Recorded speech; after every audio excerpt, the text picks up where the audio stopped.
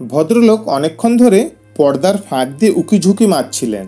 ঘর খালি হতেই আসছি ম্যাডাম বলে ঢুকে সামনে চেয়ারে বসে পড়লেন। লালচে মুখটা রুমাল দিয়ে মুছে সুজাতার দিকে চেয়ে হাত জোড় করে নমস্কার করলেন। ভদ্রলোককে ঠিক চিনতে পারলেন না সুজাতা। উনি নিজেই বললেন, আমি মৌমিতার বাবা। সুজাতা জিজ্ঞাসু দৃষ্টিতে তাকালেন। মৌমিতাকে চিনলেন না? গত বছর ক্লাস 9-এ পড়তো, এবছর 10-এ ওঠার কথা ছিল। আপনি তো ওকে প্রমোশন দিলেন না, খুব কষ্ট পেয়েছে মেয়েটা। এবার মনে পড়ল সুজাতার ক্লাস 9-এর ক্লাস টিচার দীপিকা বলেছিল মৌমিতা মিত্র নামে একটি মেয়ে প্রথম ইউনিট টেস্ট দেওয়ার পর আর স্কুলে আসেননি। ওর বাবা একবার জানিয়ে গিয়েছিলেন মেয়েটি অসুস্থ হয়ে পড়েছে, কিন্তু তারপর আর কেউ যোগাযোগ করেননি। মেয়েটি অ্যানুয়াল পরীক্ষাও দিতে আসেননি। সুজাতা ভদ্রলোককে বললেন, আপনার মেয়ে অ্যানুয়াল পরীক্ষা দেয়নি, আপনারা কোনো মেডিকেল সার্টিফিকেট দেননি, কিভাবে প্রমোশন দেব? স্কুলের তো কিছু নিয়মকানুন আছে। ভদ্রলোক চুপ করে রইলেন। সুজাতা বললেন, এখন কেমন আছে মৌমিতা? ভদ্রলোক মাথা নাড়লেন, বললেন, গত বুধবার মৌমিতা চলে গেছে। সুজাতা চমকে উঠলেন, সে কি? ওইটুকু মেয়ে, কি হয়েছিল ওর? ক্যান্সার। ওর সামনে কখনো উচ্চারণ করতাম না, বড্ড ভয় পেত যে। একটু চুপ করে ভদ্রলোক বললেন, আপনার কাছে একটু দরকারে এসেছিলাম। মৌমিতার নামে একটা LIC করেছিলাম, টাকাটা খুব দরকার, আপনার এখানে একটা সই লাগবে। ভদ্রলোকের প্রতি যে সহানুভূতি জমেছিল মুহূর্তে তা মিলিয়ে গেল। অবাক হয়ে ভাবল, 7 দিনও হয়নি মেয়েটা চলে গেছে, বাবা এভাবে টাকার খোঁজে বেরিয়ে পড়েছেন। সুজাতা গম্ভীর মুখে কাগজটা টেনে নিয়ে সই করে বললেন, অফিসে স্ট্যাম্প লাগিয়ে নিন। ভদ্রলোক বোধ হয় কিছু বলতে গেছিলেন, কিন্তু সুজাতার বিরক্ত মুখের দিকে তাকিয়ে কথা না বাড়িয়ে বেরিয়ে গেলেন। টিফিনের সময় দীপিকা কোনো কাজে এ ঘরে এসেছিল। তাকে সুজাতা বললেন, তোমার ক্লাসের মেয়ে মৌমিতার যে ক্যান্সার হয়েছিল তুমি জানতে? সে তো আজকে জানলাম, উনি তো কাউকে বলেননি। সুজাতা চুপ করে ভাবছিল, অসুখের কথা জেনে মেয়ে যাতে ভয় না পায়, ক্লাসে উঠতে না পেরে মেয়ে যাতে কষ্ট না পায়, সব দিক কত চিন্তা ভদ্রলোকের। অথচ সেই মানুষটাই মেয়ে চলে যাওয়ার 1 সপ্তাহের মধ্যে টাকার জন্য এত ব্যস্ত হয়ে পড়লেন। দীপিকা বলল, আপনার মৌমিতাকে মনে পড়েছে বর্দি? খুব সুন্দর নাচতো, রবীন্দ্র জয়ন্তীতে চণ্ডালিকা সেজেছিল, আপনি ওকে কাছে ডেকে খুব প্রশংসা করেছিলেন। সুজাতার মনে পড়ল মেয়েটার কোকড়া চুলের লম্বা বিনুনি, বড় বড় চোখ, লাজুক হাসি, শিউলি ফুলের মতো নিষ্পাপ মুখ। কাছে এসে টুপ করে প্রণাম করেছিল। দীপিকা বলল, কমন রুমে সবাই জিজ্ঞাসা করছিলেন এর জন্য কি একদিন ছুটি দেওয়া হবে? না, ছুটি নয়, তার চেয়ে একদিন সবাই মিলে ওকে মনে করলে ভালো হয় না? ওর ক্লাসের মেয়েদের বলে দেখো। আপনি স্মরণসভার কথা বলছেন বর্দি? আচ্ছা, আমি মেয়েদের সঙ্গে কথা বলছি। দীপিকা চলে গেল। সুজাতা অফিসের কাজ নিয়ে বসলেন। সর্বশিক্ষার গ্র্যান্টের ইউটিলাইজেশন সার্টিফিকেটটা জমা দিতে হবে। অফিসের বিমল বাবুকে ফাইলটা নিয়ে আসতে বললেন। কিন্তু কাজ করতে শুরু করে সুজাতা বারে বারে অন্যমনস্ক হয়ে যেতে লাগলেন। কি ভেবে অফিসের রেজিস্টার থেকে মৌমিতার ঠিকানাটা লিখে আনলেন। একটু পরে দীপিকা এসে বলল, মেয়েরা বলছিল যদি শনিবার মৌমিতা স্মরণসভা করে। ভালোই, মৌমিতার বাবা মাকে আসতে বললে ভালো হয়। আপনি কি ওদের একটু ফোন করে দেবেন বর্দি? ফোন করে বললে কি ভালো দেখাবে? তাহলে দেখি। দীপিকা চলে যাওয়ার পর সুজাতা ভাবছিল, মৌমিতার বাবার সঙ্গে সুজাতার ব্যবহারটা কি খুব রূঢ় হয়ে গেল? এত বড় অসুখের চিকিৎসা, হয়তো ওনাকে অনেক ধার দেনা মেটাতে হবে। নিজের বাবার কথা মনে পড়ছে সুজাতার। ওর দিদি সুমিতা 16 বছরে চলে যাওয়ার পর বাবা কীরকম ভেঙে পড়েছিলেন। তার মধ্যেও স্কুলে গিয়ে সুমিতার নামে প্রাইজের ব্যবস্থা করেছিলেন। পাড়ার ক্লাবের ফুটবল খেলায় সুমিতার নামে শিল্ড। একটা লিটল ম্যাগাজিনের সম্পাদককে ধরে সুমিতা স্মৃতি সাহিত্য প্রতিযোগিতা চালু করলেন। তার জন্য বেশ কিছু মেডেল নিজে হাতে কিনে আনতেন। বাড়িতে টানাটানি। সুজাতার পর 2 যমজ ভাই। মা বলতেন, যারা আছে তাদের কথা তো ভাববে। বাবা ক্ষুব্ধ হয়ে বলতেন, কেন সুমিতা কি নেই? অশোকটা ওকে ছিনিয়ে নিয়ে গেল বলে ও কি আমাদের কাছে মিথ্যা হয়ে গেছে? ও বেঁচে থাকলে ও লেখাপড়া জামা কাপড় বিয়েতে খরচ হতো না। মা চুপ করে চোখের জল মুছতেন। সুজাতা এমএ পাস করার পরেই বাবা মারা গেলেন। সুমিতার শোক তার শরীর মন ক্ষয় করে দিচ্ছিল। এই ভদ্রলোকের তো আর কোনো সন্তান নেই। অসীম শূন্যতা নিয়ে কিভাবে বেঁচে থাকবেন ওরা? স্কুল থেকে বেরিয়ে মৌমিতার বাড়ির ঠিকানাটা আর একবার দেখলেন সুজাতা। মনে হচ্ছে খুব বেশি দূরে নয়। সেদিকেই হাঁটতে লাগলেন। বেশ খানিকটা পথ হেঁটে ওই গলিটার মুখে এসে পৌঁছলেন। শীতের বিকেল, অন্ধকার হয়ে এসেছে। দু তিনটা ছেলে জটলা করে গল্প করছিল। ওদের কাছে মৌমিতার ঠিকানাটা বলতেই একটা ছেলে, ও মৌদের বাড়ি খুঁজছেন বলে ওকে যত্ন করে মৌমিতার বাড়ি পৌঁছে দিল। জরা জীর্ণ দোতলা বাড়ি, সামনে ছোট একটা ডোবা, একটা ঝোপঝাড়। নিচের ঘরগুলোয় বড় বড় কার্ডবোর্ড ডাই করে রাখা, পুরনো আমলের উঁচু উঁচু সিঁড়ি। উঠতে গিয়ে হাঁপ ধরে যায়।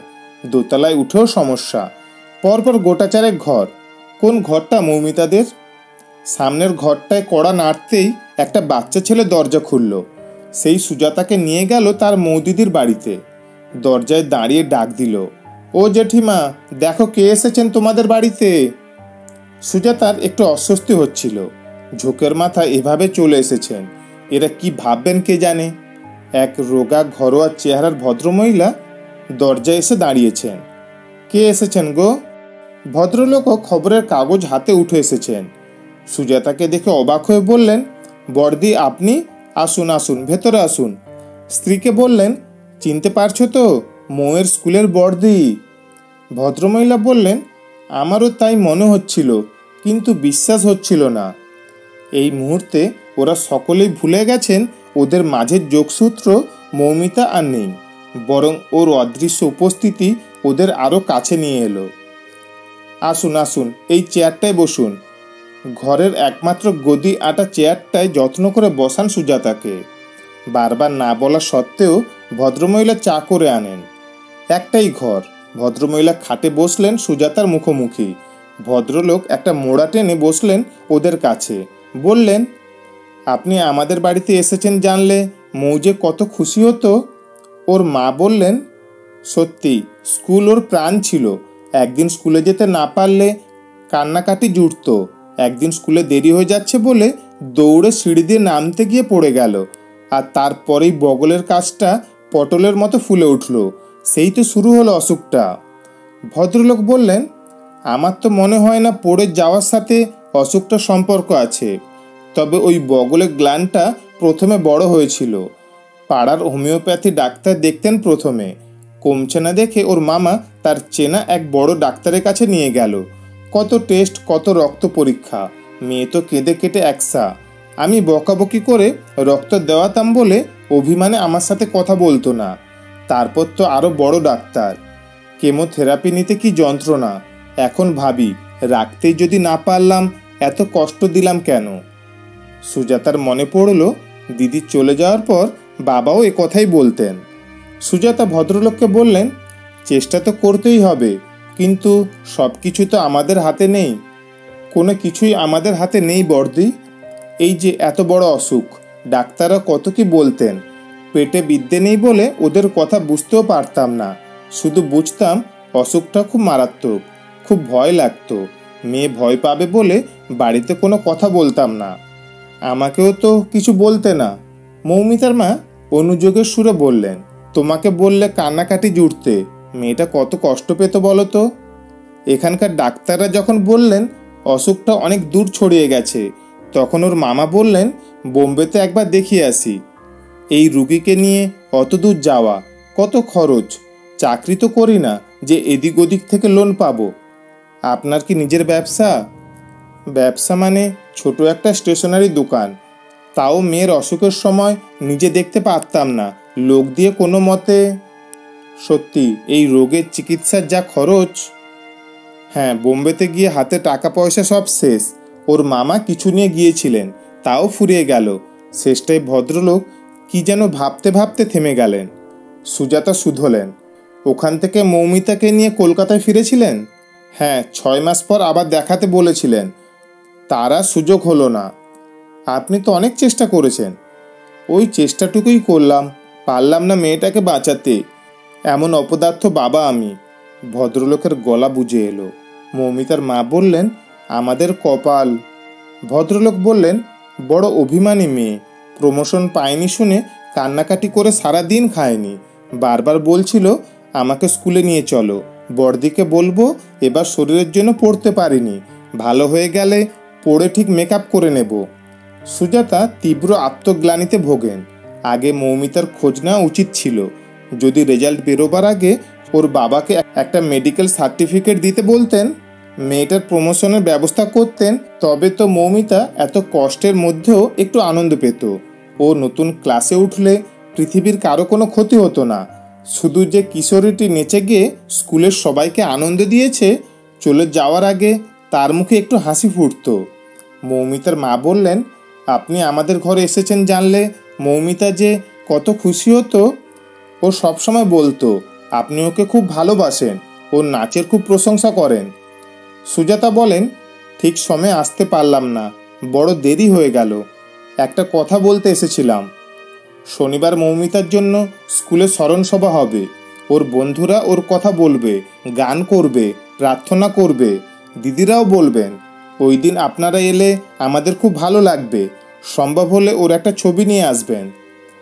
মৌমিতার বাবা বললেন, আমরা স্কুলে যাব, চারপাশের বন্ধুরা থাকবে, দিদিরা থাকবেন, শুধু মৌ থাকবে না, জানি না কেমন লাগবে।